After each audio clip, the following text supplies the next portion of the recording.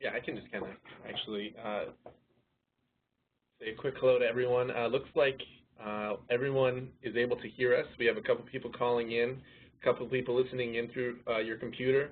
Just want to kind of let you know before we get started today that either option is fine. You can call in and listen in through your phone, but if you want to listen in through your computer speakers or headphones or whatever you may have, yeah, you may do that as well, just through the audio broadcast. If you ever lose audio from your computer, calling in would be a quick way to get it back, but sometimes, you know, it's really out of our control. The system might slow down and you might lose audio for a bit, but usually it does come back. But if you do have any problems, technical, you can please just use the chat box. But I'm seeing a report here and it says everyone can hear us, so it looks like we're good.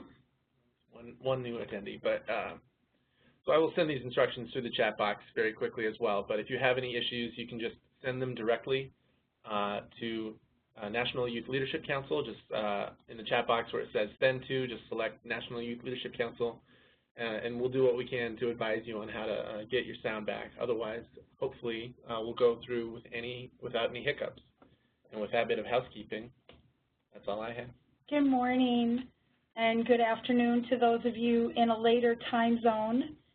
My name is Susana Valdez, and at NYLC I serve as the Chief Learning Officer. And today our webinar is on demonstration and celebration, so bringing closure to service learning through demonstration and celebration. And it's exciting to see you all here. It's the perfect time of year to be thinking about how the great service learning projects that are happening in your organizations or in your schools, how are students going to be demonstrating these things. So while I give you a little bit of background, and Marcus, who was just sharing with you some of the technical aspects, will share a little bit about our background and what brings us to this webinar. And while we're doing that, if in the chat box in the bottom right-hand corner of your screen, you can put in your name, the role you play in the organization with whom you work, where you're located geographically, and what goals you have for this webinar, then we'll be sure to cover the bases and address your needs. I do want to say, maybe you can hear in my voice a little bit of a cold.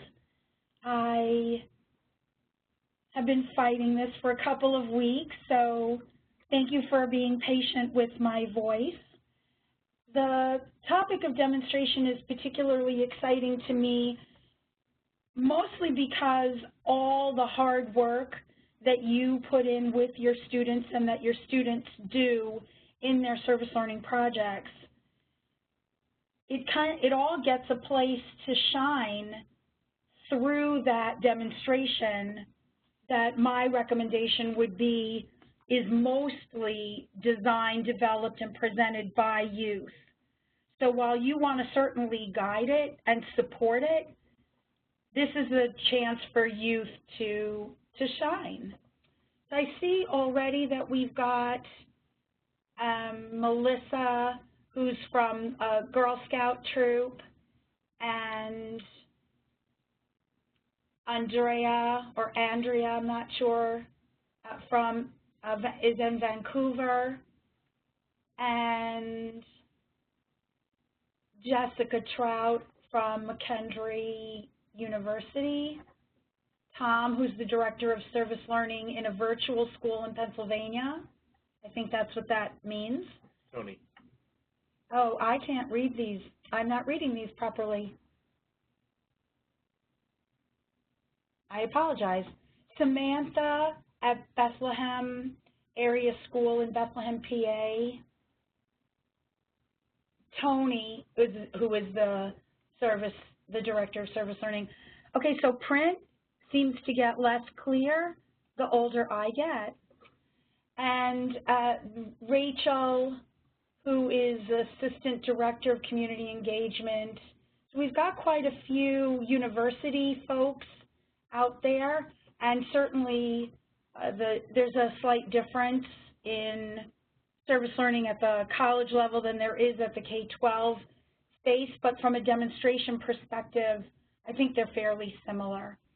So before we move on, I'm going to have Marcus just give you a little bit of his background and a little bit about the series maybe, because this is the last event in a 5-series webinar. Yeah, my name is Marcus Penny, and just real quick before I get started, just want to point out I typed it through in the chat box, but in case anyone didn't see it, if it went by too quickly, when you're sending messages, if you could just select from that drop-down menu where it says Send To, and then select All Participants. If it's something that you want to share with everyone, you know, information about yourself, a question you may have, that way everyone can kind of join in the discussion. If you want to send a message privately to me, you're able to do that if it's like technical and you don't want to bug everyone with it. But if you are looking to share, just send to all participants.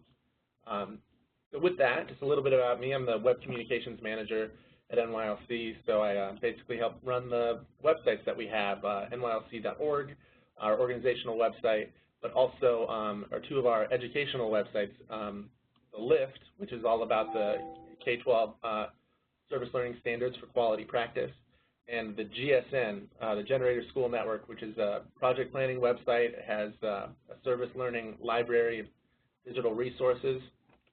And we see if some people are having audio, so I'm gonna get to helping you out as soon as I'm done speaking. So I think that's probably about it. You'll hear a little bit about our websites today, but basically you can trust if there's a webinar or any sort of web communication going out, I'm probably playing a hand in it behind the scenes. So I see here that some of the questions that you all have or goals that you have for this webinar is to understand and make sure you cover the intersection between demonstrated learning and assessment with Celebration. For some, this is new, but there's going to be a symposium, and you want to make sure that you are honoring the efforts of the students and the faculty so far in service learning. There's a group looking forward to understanding more about just the last section, the last component of the cycle of the IPARD framework, and we will certainly talk about that. And there are some people joining that are with nonprofit organizations, so we're expanding as well the profile, not just from K-12 and higher ed, but also from organizations like the Scouts and a food group as well. So there's a pretty broad audience here. I want to suggest that you take down, if you're interested, the email addresses that are on this screen, so that if for some reason you either want to speak one-on-one about your particular program with us, that you can reach out, or if for some reason we're not able to address everybody's questions and needs across this broad spectrum, then we can address those also one-on-one. So in terms of some of the big goals we want to cover today, demonstrating and celebrating and exploring how to do that, how to showcase learning and the impact of learning through student showcasing or demonstrating, how to pass on projects to maybe another class, which speaks to one of our standards of duration and intensity. We'll talk more about that. So if students get their project to a certain place, then but they're not concluded the entire IPARD cycle maybe, how do they still demonstrate where they are when they're moving on, while providing meaningful conclusions to the service learning experiences that they've had during that term or semester or year or after-school program period. And please, at any point, and I'll stop along the way and say, if you've got ideas for this, please put it in the chat box, but please put any questions or ideas that you have in the chat box throughout. I'm facilitating, Marcus and I are facilitating this conversation, but we're not the only ones with wisdom about how to demonstrate, or what the IPART cycle is, or what the standards are, etc. So I want to start by saying NYLC's approach to service learning takes the understanding by design model, and so we start with the end in mind. And in this case, the end in mind is the end of the service learning experience for youth, and how are they going to demonstrate. So we're going to share ideas about how to demonstrate, examples. I've got some ways that I've seen folks demonstrate, and you can share ideas about how you've seen or are thinking about demonstrating, setting students up to demonstrate. We'll make a link to the K-12 Service Learning Standards for practice and provide some additional resources for you. So we're going to start here with why demonstrate. And here are just some examples that I've put together. And underlying this is an opportunity to have students differentiate methods that drive their success or that show what they know. So this very much speaks to that idea that students have different ideas and strengths, that they can demonstrate their knowledge, and that we can assess what they know through a more portfolio that includes a service learning demonstration as opposed to just a quiz or a test or some such thing. So it's a more, in my opinion, authentic form of a summative assessment, while still allowing formative assessments along the way in conversations and as students build their demonstration.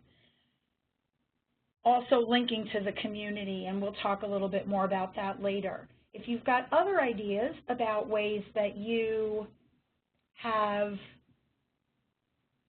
demonstrated or that you're thinking about demonstrating, why you think we demonstrate, please put them in the chat box at this time. I want to say, too, something about the last, and it's last. I don't want you to think it's an afterthought. So we don't have it's fun as an afterthought. We have it's fun just like understanding by design, that it's a goal for us to make learning fun and engaging for students. And if we demonstrate in ways that, or allow them to design demonstration in ways that's fun for them, their engagement levels go up, their learning goes up, and our role as teacher facilitators or professor facilitators is more rich as students take responsibility for their learning. I don't see other ideas about why we demonstrate, but certainly feel free to add ideas about why we demonstrate in the chat box if you would like to. We're going to move on to how we demonstrate. So I've kind of split these up between some things that happen in the school and some things that can happen outside the school. And I don't want to suggest that those are either or. So you could have an assembly or a class presentation within your classroom, but you can also then take it into a more public space. Through social media is a simple way to do that.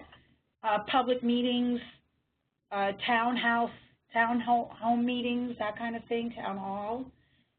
Those things also can take what you've done within the school into the outside space. So I'm wondering if you think about looking back to when you were a student at any level, is there a lesson or activity that you most remember? And make a note about in the chat box about what that lesson or activity was that you most remember about your own educational experience, and was there a component of demonstration in that activity or lesson? I see that Jennifer's written, demonstration is important for students to voice what they've learned and for the teacher to see that the standard was met through the service learning program or practice.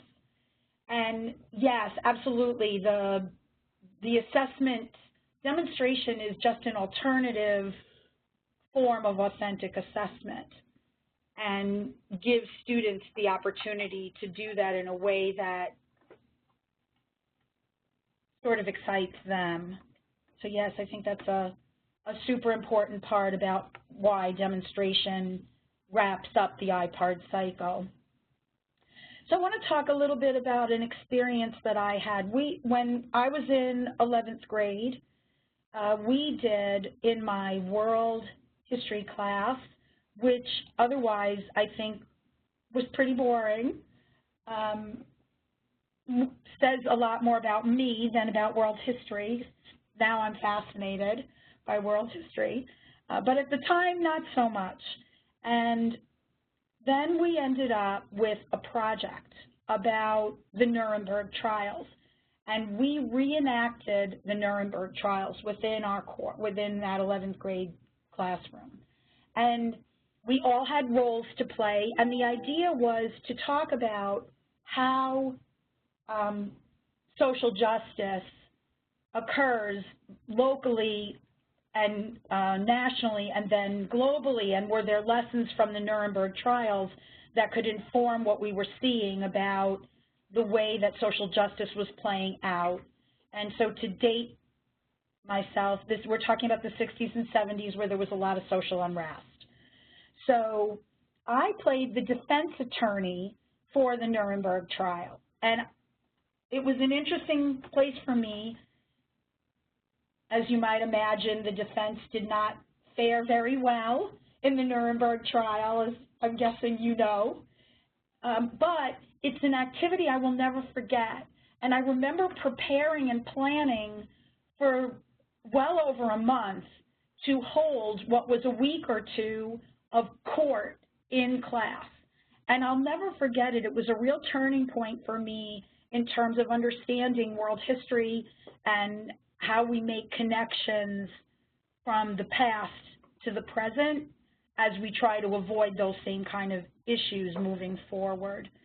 And when I was sharing this with a colleague recently, they reminded me of a quote, and I'm going to butcher the quote, but it says something like, when we look back at our educational history, we very rarely, or maybe never, remember all those awesome worksheets that we did when we were kids. And so I try to stay away from worksheets in classrooms and make as much of that classroom students demonstrating great things and researching towards that demonstration. There's another comment here, a free enterprise unit in 5th grade where they made a product and they marketed the product and sold it to classmates and to the community. So, you know, they had to buy the supplies and plan for that, have a budget, break even, or make a profit even potentially. And yeah, that's a great real world connection for economics in 5th grade. Also a lot of math in there, as well as market research, et cetera. There's a lot of great connections to the real world there. Why can also include 21st century skills in touch-up speaking and listening standards. So yeah, I think the whole IPARD cycle, not just demonstration, speaks to building soft skills because of the teamwork that's involved, and absolutely demonstration hones speaking and listening standards or skills. And I would suggest that as students throughout the term present kind of the status of where their project is, that providing immediate reflection on that, so students are sort of doing mini demonstrations throughout the semester, hones their speaking and learning skills so that when the final demonstration is done, it's actually meaningful and they feel prepared to do so. The last thing I want to say about this before we move to some examples of demonstration is that when student voice speaks to, lets what the demonstration looks like is driven by student voice, then it can also be culturally sensitive because there are different, it means different things in different cultures to demonstrate in different ways. So if the culture has very strong musical ties, like mine does, the Cuban culture, as a Latina student, particularly as a Cuban student, me pulling music into my demonstration would be a great reflection of my cultural background. In other cultures, it would be something else, or it could be something else.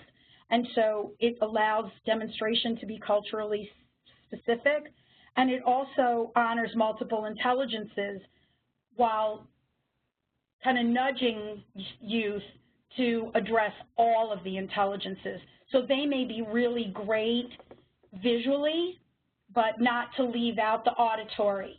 Or maybe they learn wonderfully by listening, but everybody doesn't. So to remember that they're also in their demonstration could be a written component. So I think, again, the speaking and listening also gets bolstered while the reading and the comprehension and the writing skills improve as well. So I want to talk about an example of, a couple of examples of demonstrations that I've seen. Before I do that, Jennifer has written, when my teachers are trying to plan a demonstration, I remind them it's a great way to involve local businesses and organizations to get involved, and as well as parent involvement. So you must be my shell, because I'm going to talk more about that, and your input, Jennifer, when we get to that, about the connections that it makes to community, is going to be great. It's one of the service learning standards of quality practice is partnerships, and your comment absolutely connects that standard to demonstration and get the media to pick up on the story, which is a wonderful way to get visibility in the community and connection to the community. And demonstration for that reason is very important. So you don't want to leave demonstration out of the cycle. So the images that you see here on this screen, on your screen, are photo images. They were created by a group of immigrant students in an English as a second language class in Tucson, Arizona, in a high school there. And all the students in this classroom were refugees or immigrants, and they were asked to explore the concept of home through photography and writing. They were coached by a professional photographer, which speaks to Jennifer's point. So this teacher reached out into the community to a professional photographer who was a friend of hers, and the students were going to capture their daily life in their new neighborhoods, having immigrated to Arizona from other places. And so whether it's a boy sitting alone outside his house or a Sudanese family that's eating, etc., these were the images that students, with support from a professional photographer, were able to take. And there are dozens of them. I just picked a sample here. And then with their teacher, they wrote essays or poems that would accompany these photos, that would compare their lives in Tucson to those in their home country. And so very often they spoke about the isolation and the loneliness that they feel in their new neighborhoods. So, for instance, The Lonely Neighborhood, this is written by a 17-year-old. The lonely neighborhood, the place, with barren streets, with bored kids, and the sadness inside our veins, the yelling of a manager, the crying of a kid, which always is afraid of losing his grin. And so it's an opportunity to link, in this case, photography and the arts with public speaking and writing skills. So the one photo I wanted to zero in on, this one really struck me. It was Josephina, who was a 17-year-old refugee from the Sudan, and this was one of the photos that she presented in this home. And then she wrote, "My little sister is thrilled that we moved to a new neighborhood, remembering our culture with sparkling bangles and hoping for our dreams to come true. Even though we don't have a lot, we have each other." And she wrote a letter to a friend about now what it's like to live in, quote, America. Do you remember the time when you and I used to sit outside and say that if one of us makes it to America, our life will change because we will become rich, have a lot of money, and have our own house made? Do you still remember the day that we said if we go to American neighborhoods would look different from African neighborhoods because they're built of glass and no one will be working, everyone will be in school? Well, now I'm living in America, the place I'd always wished and dreamed to go. I finally made it to America, and life here is very different from how you and I used to imagine it. We haven't become rich. We don't have our own house made, and we're not living in a glass home. And so a way for meaningful service, which in this case, all their photos, all their essays, and all their little plaques were then filmed by the media, as Jennifer mentioned, went out to the news broadcast locally, and then permanently are on display in their district's home office.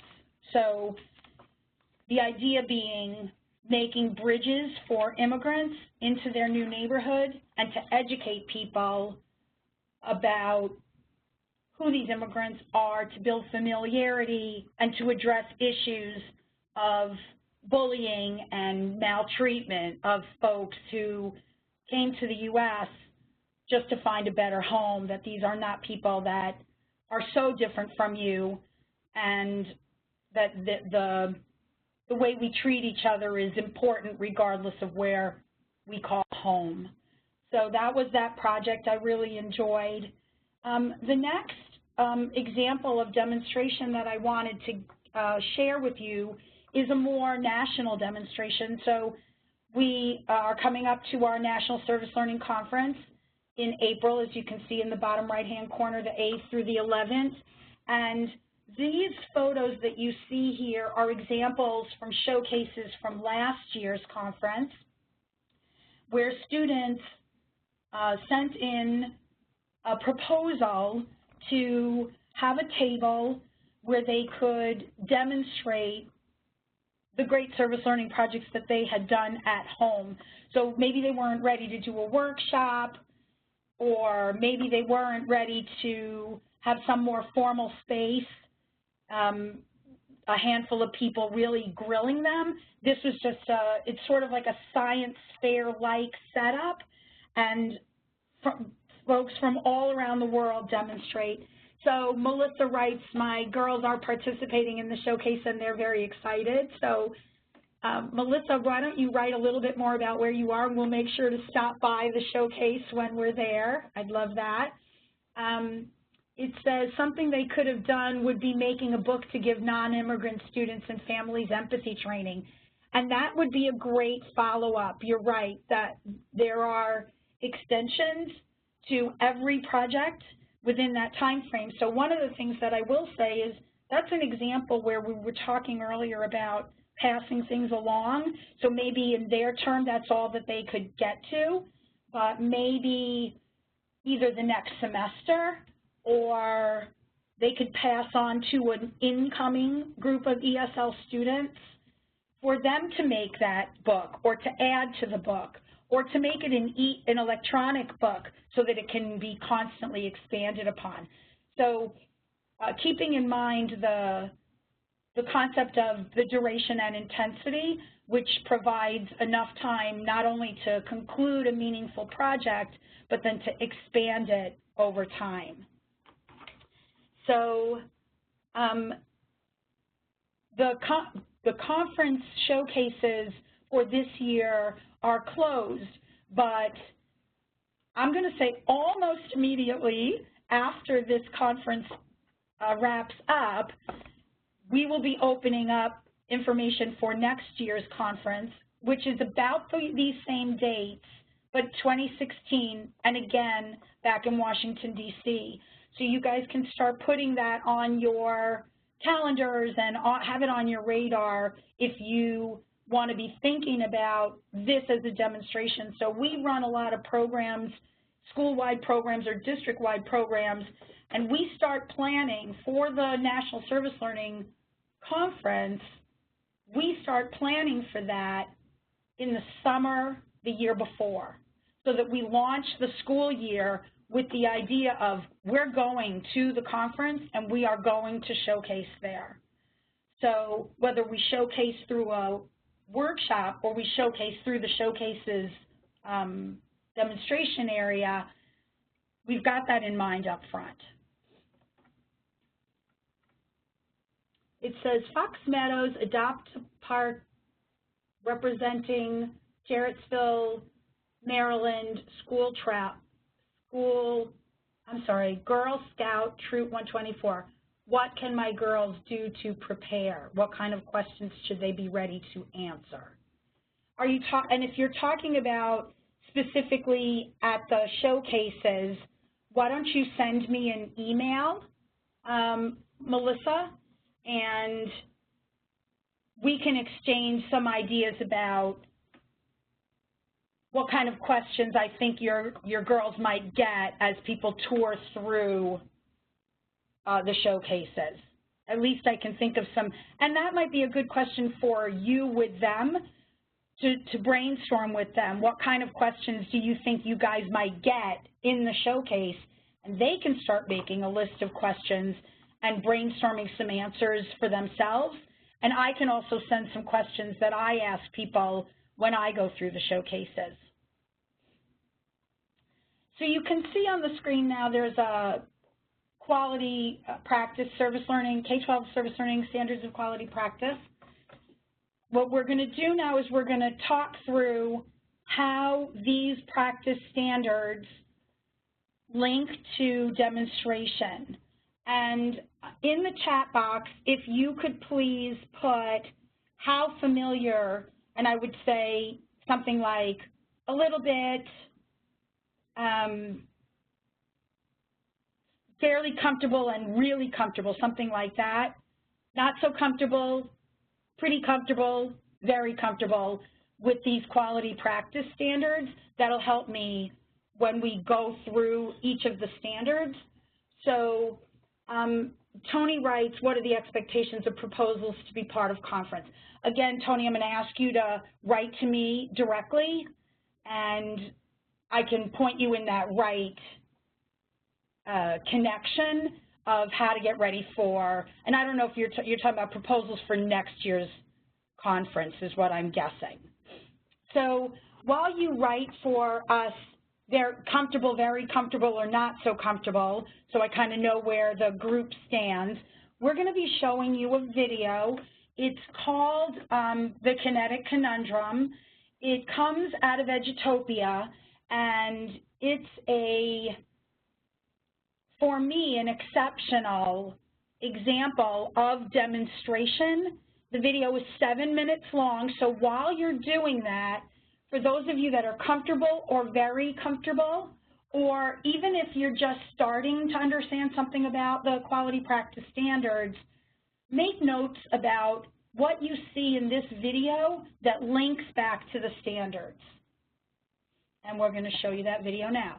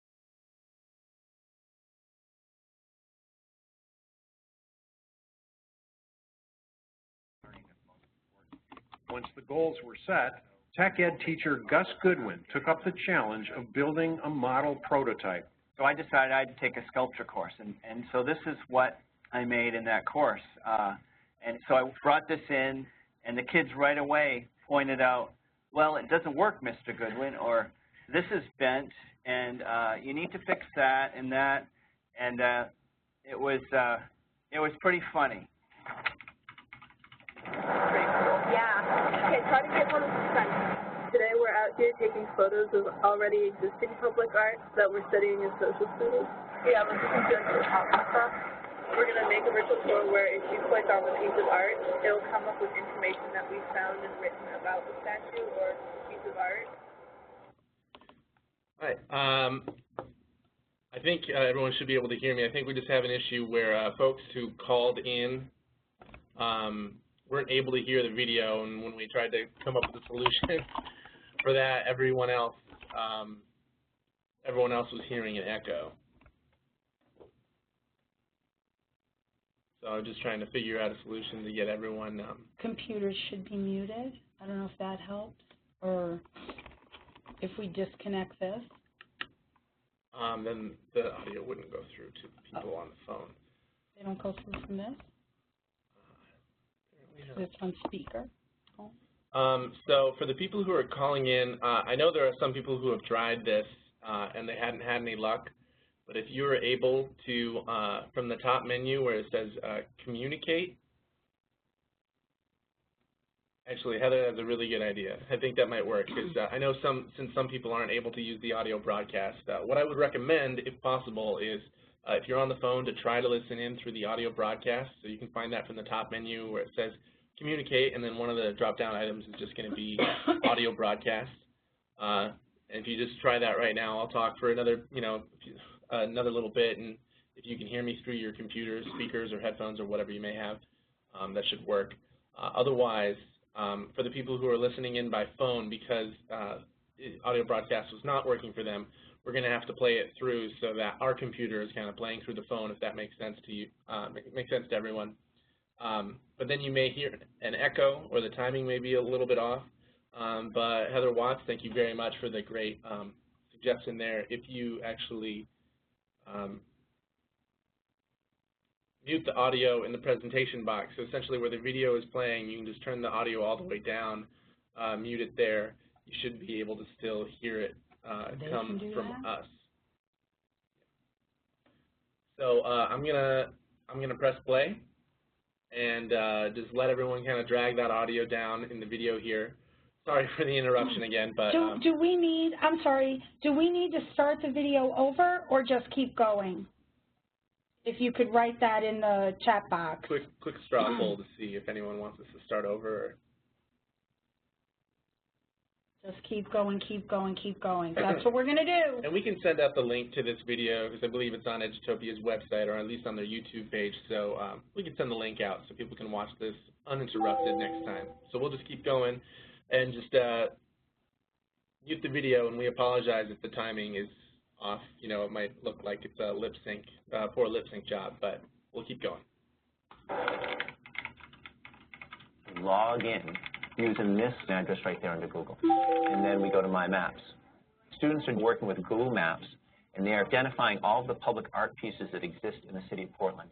And then all of our kids have created a description of different art pieces out there so that these different public art sites are going to be connected as a walking tour. I know how to get there. You know how to get there? Yeah. So if we went to the other map, would you be able to get us there? Yeah. So basically everything that anybody would want to know about that public art piece will be here, and it's designed by our students. So it's sort of a public art, public service. This is called art underfoot because they got like leaves, feathers, like anything that you can find on the ground, and they've made it out of like bronze bricks and stuff. And I found out that art underfoot wasn't made by one artist. It was like a community of people. It kind of shows how a community can come together with different people and how they can help each other make one piece of art.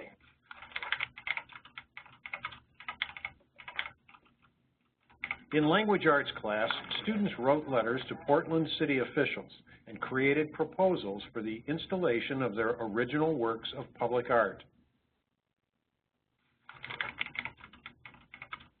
I loved shop when I was in school, but the big difference is the teacher had a plan and said, okay, kids, we're making this pump handle lamp, and if you follow the directions, it'll come out just like mine, and that's great.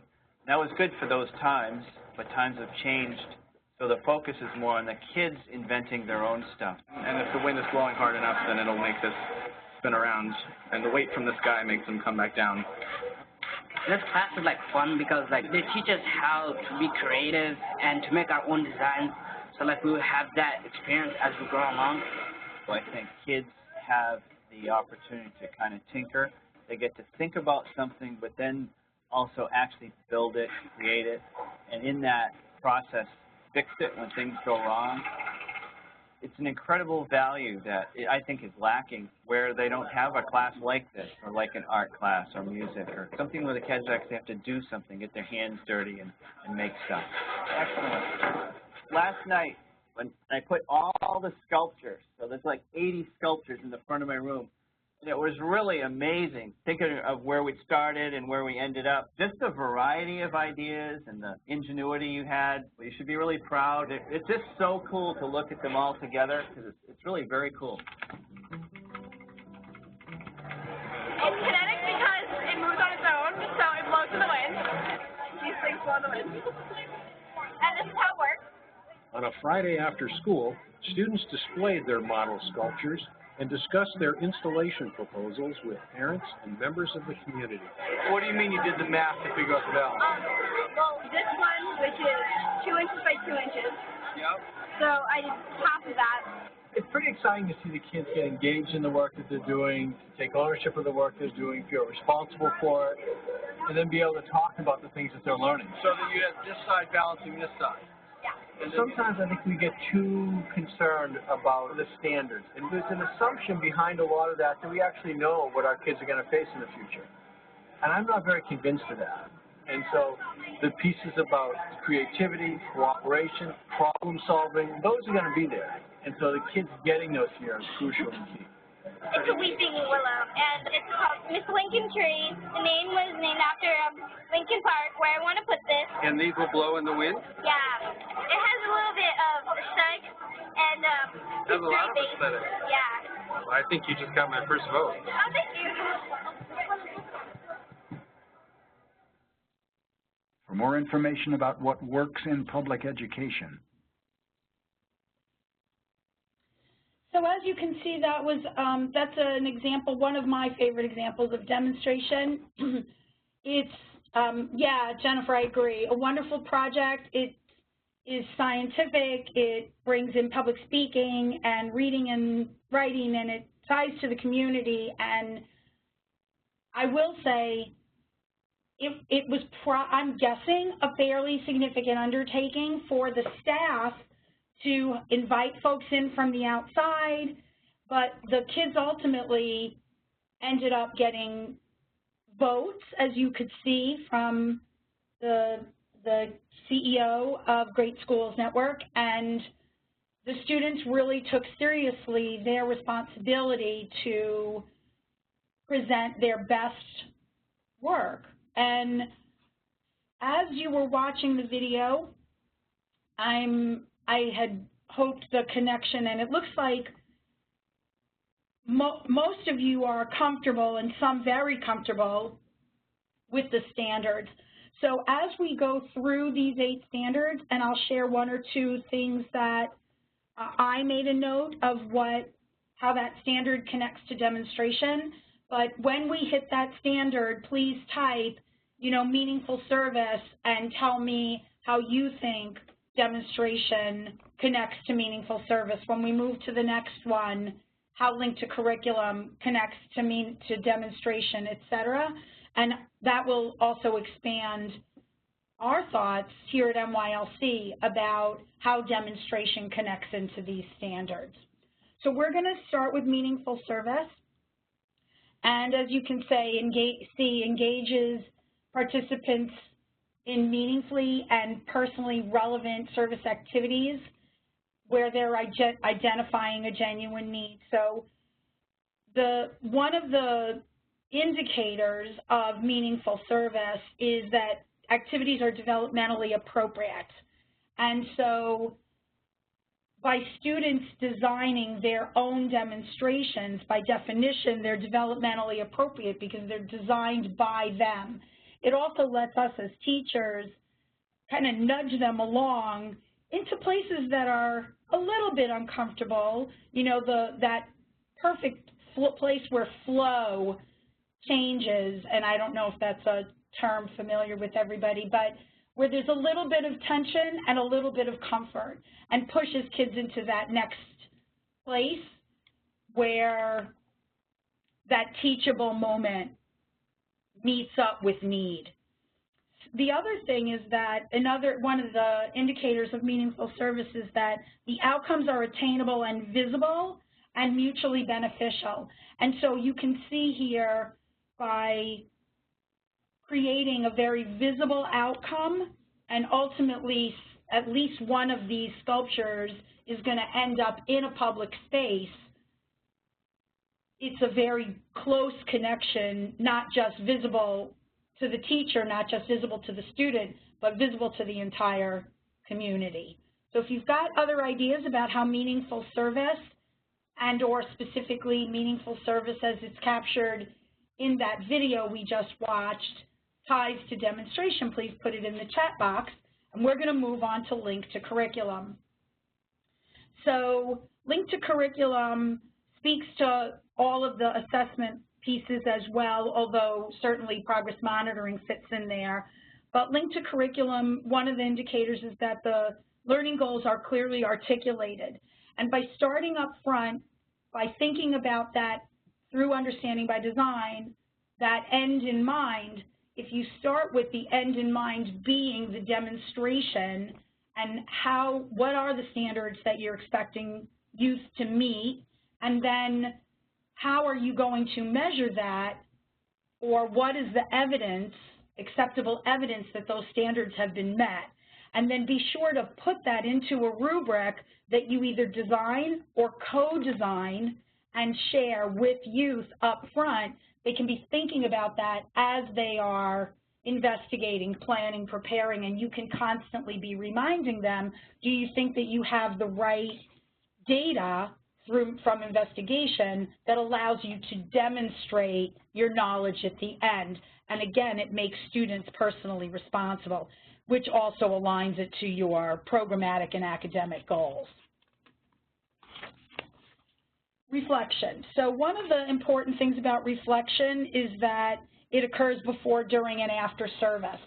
And so we talked about the listening and speaking and reading and writing, but all the scientific standards, et cetera, and you'll be able to see touch points of what students are thinking as you ask them about their project progress and have them share with you what they are learning along the way as they work towards action and demonstration. So there's a comment here about meaningful service, that the Ronald McDonald House here collects soda pop cans and the money goes to the house. So I want to post the works of art in the school. So one of the things that I want to be careful about is the intersection between meaningful service and link to curriculum. So what you've written is a great example of community service. And community service is absolutely critical, a critical skill and a wonderful thing to include with students. But that intersection between meaningful service and link to curriculum is what will give you service learning. So the question is, do the academic standards that are being covered, is it necessary for students to master those standards in order to be able to do the service that they're doing? So while, yes, there are standards, you can have them count and sort and whatnot, but could they collect these pop cans and send them to the Ronald McDonald House irrespective of their curriculum? And if the answer is yes, then we've got a little bit of work to do to make it, to slide it along that community service learning continuum closer to service learning by making it be something that they have to know how to do these things in order to provide the service that they are rendering.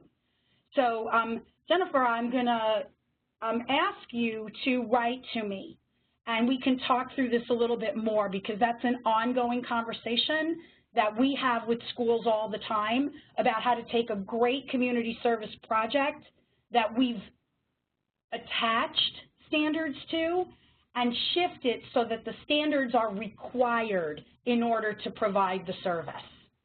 So it's a very subtle shift and relatively easy to make. So let's talk more about that offline. The other thing about reflection is that it provides a variety of activities to demonstrate understanding. That's one of the indicators of reflection, as is the before, during, and after. So if you have students building a working portfolio along the way, then put that as part of their final demonstration. I think you'll find reflection is the standard for reflection is met clearly. For diversity, this is where the cultivating the community comes in, so that students are identifying and analyzing different points of view and gaining perspectives, multiple perspectives, including the perspectives of parents, of community leaders, of their peers, of teachers across the building or across the district, that they're thinking about their audience, their diverse audience, as they're planning their demonstration. I'm not going to say too much about youth voice. I've mentioned it numerous times, and all I would say is if you let students design their demonstration, then that is about the strongest sense of youth voice you're going to get. So here, youth providing a strong voice in planning, implementing, and evaluating service learning experiences with our guidance. So that youth-adult partnership comes in here very, very critically, and I'm going to say links beautifully to the next standard, which is partnerships. And planning effective partnerships makes that action and demonstration more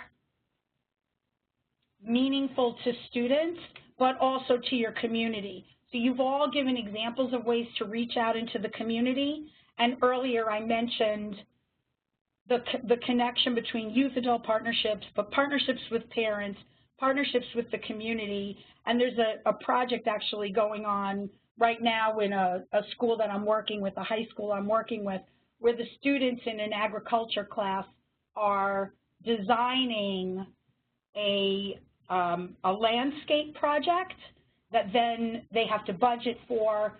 They are doing it sort of like a competition, that the team that comes up with the best design, then the client whose house they are doing this project for, who happens to be a member of the school board, that will be their showcase, will be her yard. And the winner of the competition of the design, that's the design that they'll be using, and then all the students will be planning this project with their client, building community partnerships, but then also showcasing to the broader community. Beth writes, school parent community relations, course learning outcomes to carry out service projects. They must be able to work with families. So they created a bullying workshop for families at a local elementary school. Yeah, and there were skits, and everyone benefited. It's a perfect example. And then we celebrated. Brilliant.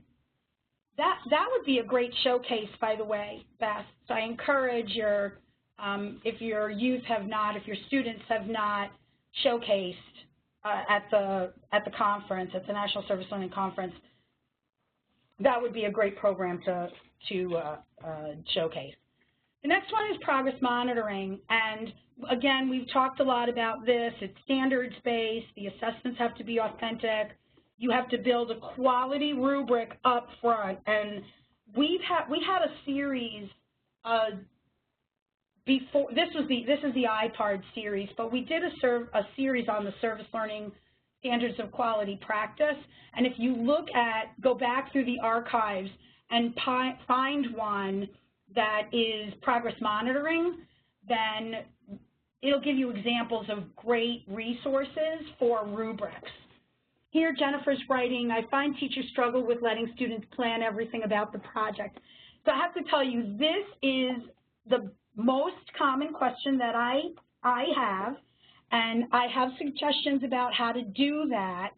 I think the webinar on Youth Voice will help. But again, Jennifer, when you and I touch base about that particular Ronald McDonald House project, let's talk in more detail about how to have teachers still feel that their standards will be met, that they're in the driver's seat, that they're not worried that they're not going to meet their learning goals, but that students have a larger and larger say in that youth-adult partnership. It's the single biggest challenge that I have with teachers is letting go. One of the things that might help as a resource, Robin Jackson wrote a book, and it's R-O-B-Y-N, Jackson, and she writes, I think the title of the book is something like, Never Work Harder Than Your Kids or than your students. So that speaks to when do teachers need to step back and let the students do all the heavy lifting. And the cycle of service learning where you are identifying those standards and developing that evidence, after that, when you hit IPARD, there's a way to launch investigation in a way that steers students in a direction you want them to go, and then you can step back knowing that you've set the foundation that covers your bases while letting the students move forward. The question is the rubric at the MYLC site? There are numerous rubrics, and you will find them in the progress monitoring you can do on the GSN, which is one of the last slides here is how to get out to the GSN. But Marcia, if you don't find, I don't know if it's Marcia or Marcia, but if you don't find the rubric or quality rubrics that you are interested in using, again, write to me and I'll send you links. And that's true for anybody. Anything that we've discussed here that you want more specific information on, please send emails. That would be really helpful. The last standard is duration and intensity. We've talked about this standard. One of the things that I find is the better we get at service learning, we can always think of students could also do this, or they could have done this. And so the critical thing here is recognizing within the period of performance, which is typically a semester, and scientifically the research shows that in the middle school and above, and certainly at the high school and above, that a semester-long project is the best service length to walk through the IPARD cycle. However, there are times where students are going to come up with a project that is potentially longer than that. So right now, I have a project where a group of high school students wanted to incorporate their city, and it was part of a government class that they were taking, but obviously a lot of language arts and history and all kinds of things that linked in there. Well, once they got into the planning and preparation, they started meeting with the local community leaders. They realized that incorporating a city is probably not something that's going to happen in a semester. So what their demonstration is going to be about how far they've gotten, the project plans that they've put together, and how to pass this project along to another government class of students if they are interested in doing that. Again, we had in high school, middle school project in the Chicago area called Generator Go Green, and they didn't address the root causes, which is what duration and intensity is about. Then the video of the demonstration was a video of the status of their project, their successes, their challenges, their hopes for the future that they could pass along to others. So if you've got any additional questions, please email. We'll go back to I'll let you take down these two websites in case you haven't done them, and Marcus is going to put them in the chat box as well if you want to pick them up. The GSN, the Generator School Network, and the list, which is a focus, a deep dive into these 8 quality standards, the standards of quality practice. So there are videos, and then there's think about it, talk about it, and a deeper dive into each of these standards. And I think you will find demonstration is there. The other thing, if you could please, so Marcus, why don't you go back up to that first slide where my email address and your email address is. So while it's thinking, I will say if you could put into the chat box, I had mentioned that this is the last webinar series in a series of 5, which is the IPARD cycle, and this course demonstration being the last one. So we also did a series on the standards, as I mentioned, and now we're getting ready to design the next series of webinars. So if you could put in the chat box ideas that you have, topics that you'd like to suggest for us to do for future webinars, we could even do an entire series, you know, all about youth voice or all about launching investigation that allows the standards to come through. So whatever it is that tying service learning into middle grades and high school STEM projects. So yeah, Jennifer, you and I are going to have I'm going to say an extended email exchange, because we've got lots of examples of those, and maybe then you and I can co-present that webinar or any of these webinars on all the great ideas that you have. Assessments. So I would say, Kanani, if I've said that correctly, the assessments, why don't you look at the webinar for progress monitoring, and then send me any additional questions that you have. And again, we can co-present once you figure out how assessments fit comfortably for you, and once you and I exchange emails about how to get quality assessments into service learning projects. So we're running a little late. I know we had a little bit of technical, mahalo, perfect. We have a couple of, Marcus and I can stick around. We're running a little bit over, but we're happy to answer whatever questions, additional questions that you have, if you want to put them in the chat box. Please, when Marcus publishes this webinar and these slides out, he can also provide to you the links to the other webinar, the earlier series of this webinar series from, through IPARD, and for our service learning webinar on the standards. So although you can find those in our webinar series on the GSN as well. And somebody wrote, include university examples. So we should talk, Beth, about where to find university examples. MYLC certainly has partners with great examples in the K-12, in the higher ed space.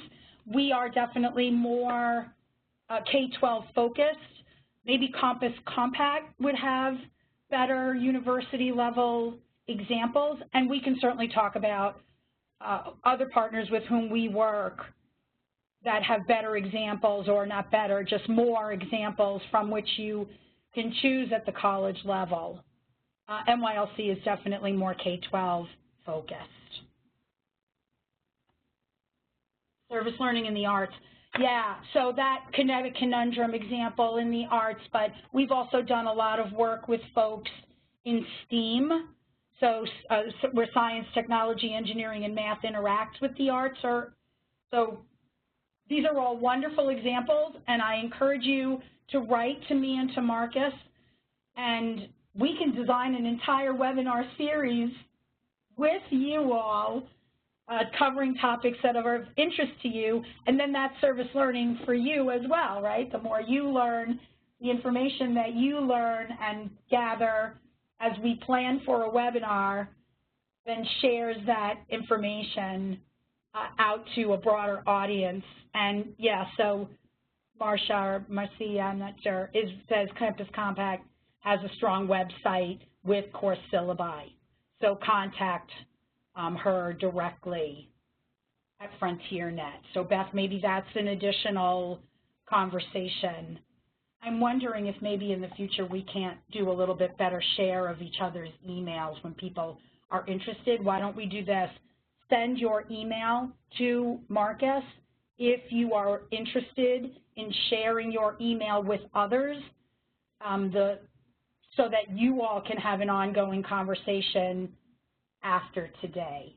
We can build a community of folks on this, from this webinar. So we'll stick around a couple more minutes and see if you've got additional questions. Otherwise, thank you so much for sharing part of your Wednesday with us. And I really am excited to follow up conversations via email moving forward. Thank you really sincerely from Marcus and myself. Have a great day.